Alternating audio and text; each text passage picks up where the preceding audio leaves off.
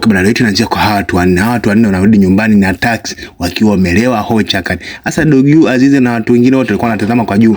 Huko wanasema muone sasa mjomba, muone sasa mjomba acha. Sasa mwisho wa siku bibi naye chaombea mtana alikuja kuangalia akala cheza. Sasa mwisho wa siku wala akashika kwenye gari na kuanza kupiga makali. Oya nyia mkeni, oya kelele kama zote. Sasa Azizi anashika chini akamwambia mdogo wake je, kwamba dada huruhusi tena kumkasirisha huyu bwana mkubwa. Sasa huko nako Hashim akaanza sasa kumpiga mabusu Azizi, mpiga busu Deva. Sasa mwisho wa siku bibi Melissa kana na wivu kwa bwana mkubwa Jemo. Sasa hawa wawili wakabidi wachukuane waende sasa kwao. Hapo Zeliha naye akabidi achukue ende kwao. Huko Bielonyo na akamchukua Jemo wake kutoka naye. Sasa mwisho siku kabaki Hashim peke yake. Sasa Hashim ikabidi afuate na mjomba wake. Mjomba twende basi tukalale. Basi kiza usiniguse.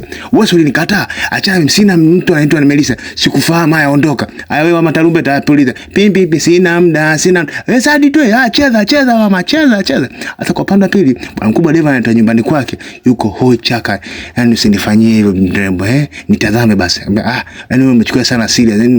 Yaani kwa siwezi kufuta nchi chaandika kichwani kwangu. Umeona kimekaa vizuri ndio kimekaa vizuri Deva.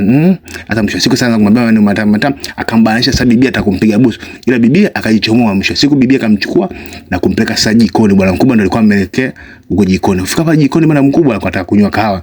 Sasa ile bwana mkubwa yeye ndio anataka kuandaa kahawa ingawa ameelewa. Sasa bibi hii msalaba usijikaniangukie kabidi amchukue amweke chini. Kabidi aandae mwenyewe kahawa. Sasa bwana mkubwa akamwambia sasa hii nyumba ni kubwa inabidi nikae mimi nawe. Sasa bwana mkubwa kaanza sasa kumpa maneno fulani matamu ili mradi atakumpiga busu. Ile bibie akamkatalia ambaye subiri ndio tuongee kwanza sasa hivi. Huko nako bwana mkubwa Yusufu na Zela wake nako hawa penzi limenoga, penzi 150. Ambia sikiza leo siku nzuri sana, tafadhali usiniache mimi peke yangu. Umeelewa leo ni maajabu sana, babangu leo kanikumbatia. Sasa karangia maneno matamu huko akimwambia Zela hasiondoke, abaki hapo mpaka aishie usingizini. Bibi Zela alikuwa akimtazama tu bwana mkubwa tena huku akimpapasa mashavu yake. Sasa upande wa pili nako Jemo ameelewa chakari. Sasa bibi Dogo ndo kasa na muogesha, mama kumuogesha kamfuta mbaya huko sawa.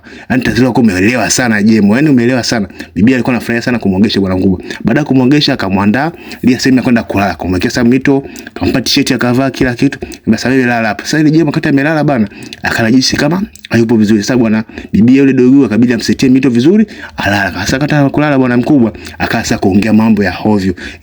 Sasa bwana mkubwa kumbe bana pombe na nyege pamoja vinampatana. Sasa akajisi na mbusu Melissa, kumbe kana mbusu bibi Dogo. Bibi Dogo alifurahia sana kupigwa busu kwa mara ya kwanza na bwana mkubwa Jemo.